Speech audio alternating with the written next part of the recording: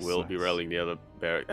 Not rallying the other barracks into position yet, but we'll be getting there pretty soon. The Adept will not see the barracks. Is very well hidden. We can see you. We can see you. We're in, mate. Kind Woo! of. We're kind of in. Oh god. All right. So it's an update. Main base is down. Proxy barracks of ByuN. Yeah, okay, so yeah, ByuN, oh, god damn it, ByuN. we didn't just miss out on the lobby, but he did go for a proxy in the middle of the map, pulling a little bit of a piglet here, going for proxy marauders, and the marauders are going to be hitting Zoun. Zoun, did he actually scout this? He did not at all. Oh. He saw the barracks building back at ByuN's main base, so for him, he didn't think it was anything out of the ordinary. The barracks as well was very well hidden behind the shrubbery. Now we can see him trying to throw another shield battery, but mate, it already gets cancelled. ByuN already builds a bunker on the high ground. These Adepts are going to have such a hard time breaking forward. Oh my god, so much damage is already being done here, but the Oracle comes out and yo, the bunker is far too ambitious here for ByuN, I feel. It is very ambitious, but it is not, ByuN is definitely not hinging his build on this bunker finishing up. He can get away with canceling the bunker and just getting damage with his bio. Yeah, exactly. What's a little bit worrisome though is that there's a Void Ray on the way, and once the Void Ray comes out, I do feel like Zoun will be able to take control of his natural base. We'll see if ByuN can actually get a kill in this Nexus though. Starting to get pretty low. The Void Ray's out now. It's trying to deal with the Marines while it can. Well, ByuN not focusing on the Nexus, focusing instead on dealing with the army. There isn't enough anti-air to deal with the Void Ray. Oh, but it might be! More Marines are getting in position! The stutter stepping is insane! Oh my god, the Void Ray almost goes down, and the entire time the Marauders were going ham on the Nexus, so it looks like ByuN will get the kill on the Nexus. Wow. This is despite that bunker not finishing up. And ByuN is still continuing to produce. He wants to continue to keep that pressure up back at home. Yeah, exactly. He's working on a couple of missile turrets already to deal with the Oracle that's on the way. Yeah, I mean, because of that, like, missile turrets are already on the way, as you were saying, and ByuN is preparing for the worst, right? Like, Zoun, he's forced to go into DTs because of how far behind he is, but they're not going to do anything, or they shouldn't do anything across the map, at least. Yeah, might be useful in the defense, but ByuN still has a couple of scans available to him. He will have one available to him pretty soon, ideally. Cancel that Nexus again, almost gets Void Ray. He intentionally keeps the Void Ray alive just to tell a story.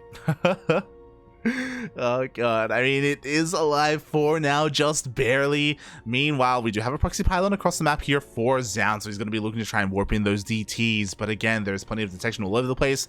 Even if there is detection, you know, it all depends on whether Zoun actually has an army at home. Sorry, ByuN, I mean.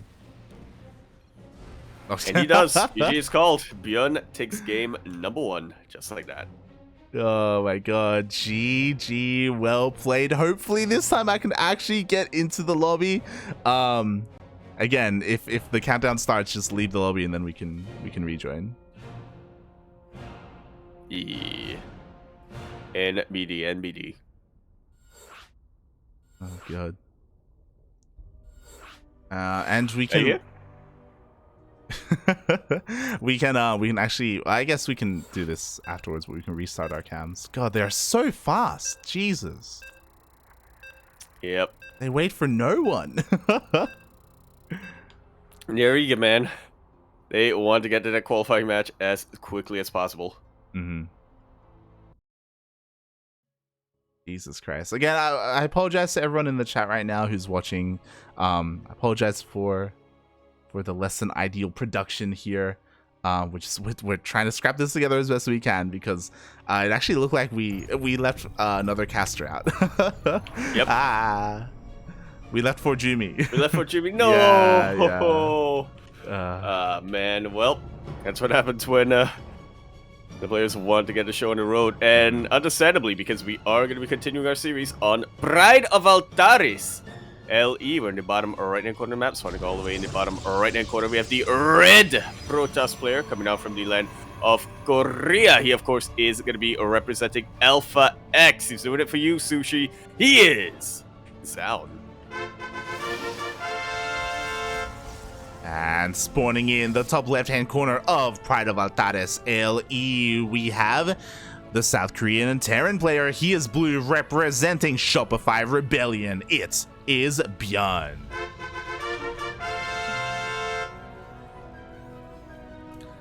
Funada Zoun in the chat. Last game, I didn't get in. This game, Forjumi didn't get in, as I believe Forjumi is covering this event in German.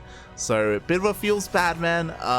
But hopefully he can join us for Game 3, if this does go for Game 3.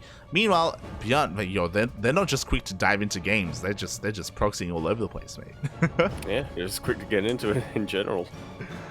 Yeah. As we do have another proxy racks here for ByuN. If you missed it, again, I apologize, it was a little bit chaotic and it wasn't necessarily very clear. But in game number 1, ByuN did go for a proxy marauder in the center of 2,000 atmospheres in the middle of all the shrubbery. Meanwhile, here it's a little bit different. There are no add-ons involved. A little bit more straightforward of a proxy. Yeah, Reaper first coming out. ByuN does not, try to trick Zoun into thinking that it's going to be a normal game when instead it's a proxy. No, he's very upfront about his intentions. Yeah, exactly. I mean, there is a worker scout, and as you're saying, because Zoun scouts that the factory is still being built at home, he knows that there is a rack somewhere on the map, so he pumps out his first zealot. He doesn't skip it. With that, it will help him minimize losses, but the Reaper, with good enough micro, a couple of probes still can get picked off. Yeah, I feel like that just goes without saying for ByuN, right? Yeah, he does have some pretty good micro. He does get one probe, so one probe does go down. For now, as a couple more Reapers are going to be on the way. Yeah, it is going to be tough to break through and get more probes with a stalker out. ByuN knows this. He turns around, lifts up his barracks. He's content with the damage he's dealt, and more than that, I guess, just content with the scout if he's gotten. Yeah, if you're wondering, oh, was that worth it? I mean, he forced a zealot and he was able to kill a worker. On top of that, he does have map control and could even go in for another secondary scout with his Reapers. So, there's pros and cons to it, but at least this game, it's not going to be over too quickly. Unless the probe can... No, the probe's not going to do it. Yeah, we should be getting into a bit of a more standard game here, or a longer game. Thankfully, I was deprived of the TvP, mate. Yeah. Well, we saw some peak TvP though. Yeah, we did. Not wrong. Oh god. Meanwhile, here we go. We do have a Stargate opener coming out from Zoun. Currently, this has not been scouted by ByuN, so he's not necessarily aware of this. But he does have those Reapers, again, looking to slip in, looking to scout. Yeah, maybe delay a third base if he's careful with micro, dips in, force to dip out, only uses one Reaper, so at least ByuN will still be able to get a scout off. Sees a Phoenix, but hasn't confirmed whether or not that's a Luke.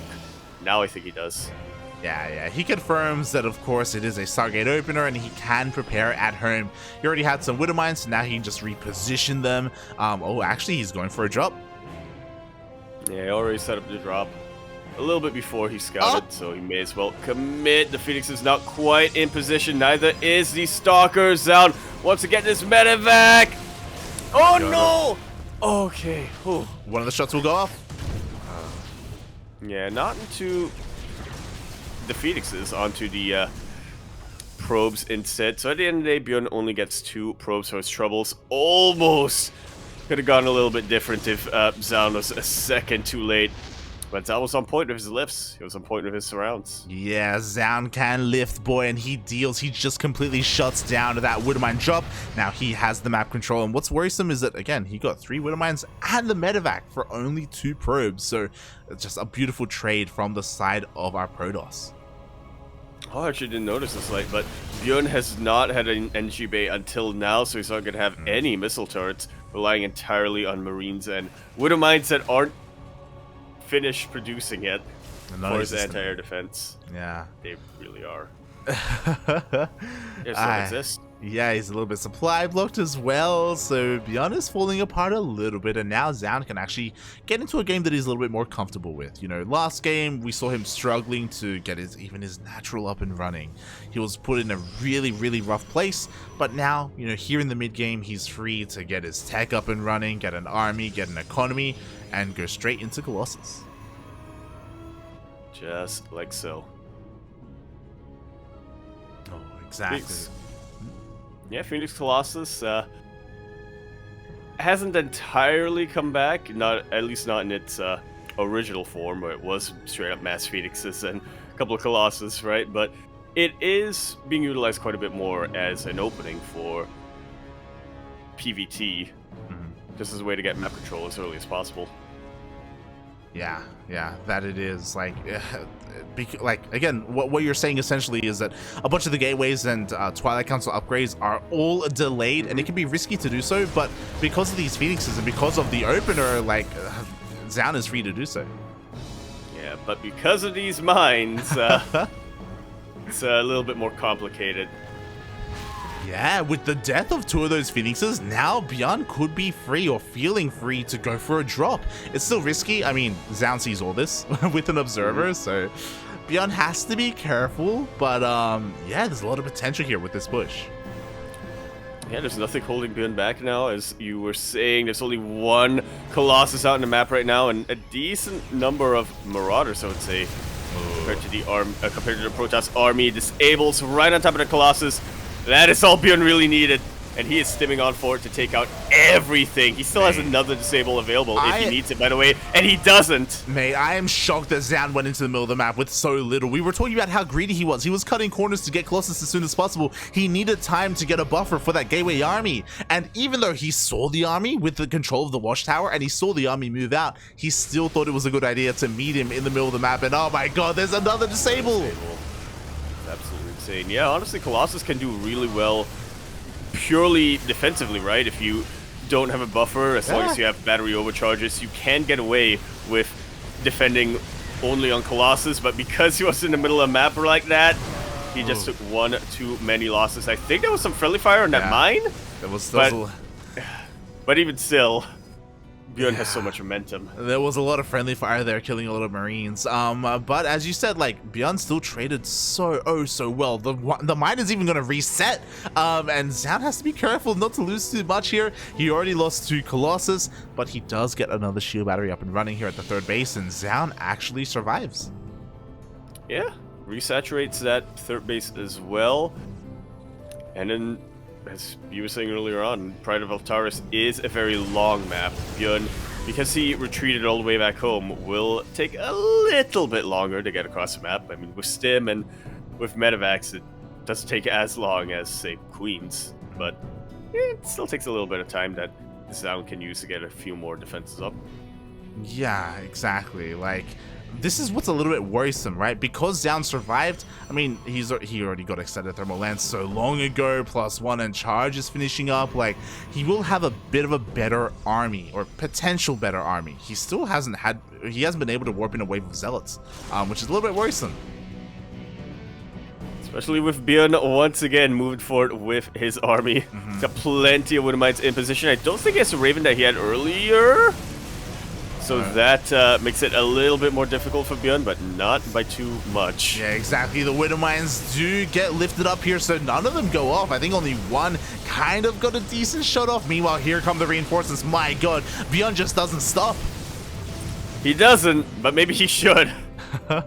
He really doesn't want to go up this ramp against two Colossus with thermal lance. One Colossus, maybe there's an opportunity for him to, you know, stim forward and take it out, but not two. Now he's utilizing his production node. Now he's splitting up his army that he can afford to.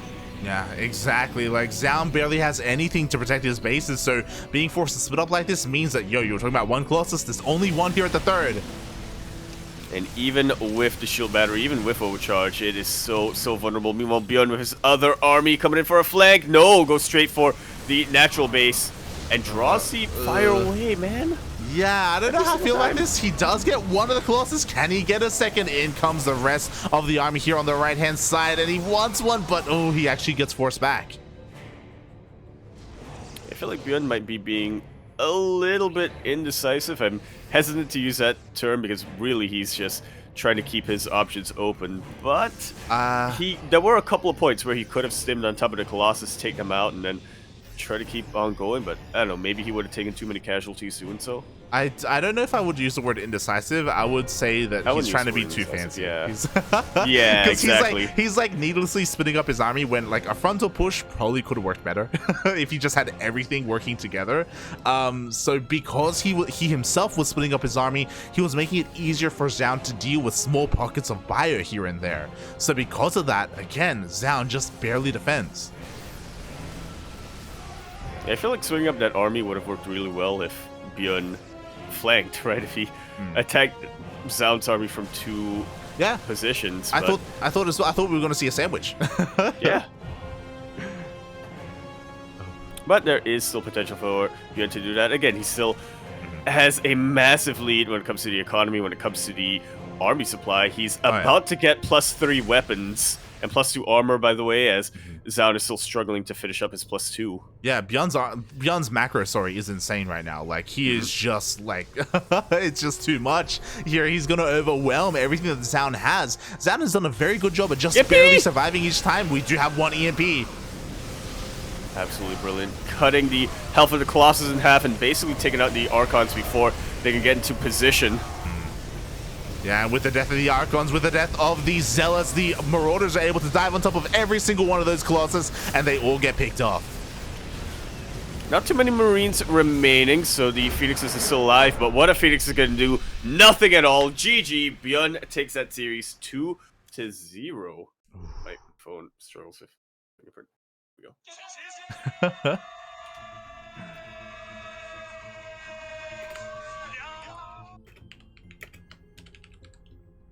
Marauders, man, the backbone of ByuN's victory in game 1 and game number 2.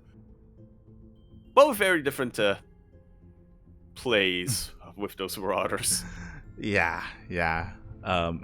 Regardless, GG, well played. Just the hyper aggression from ByuN is what we expect, especially in this matchup.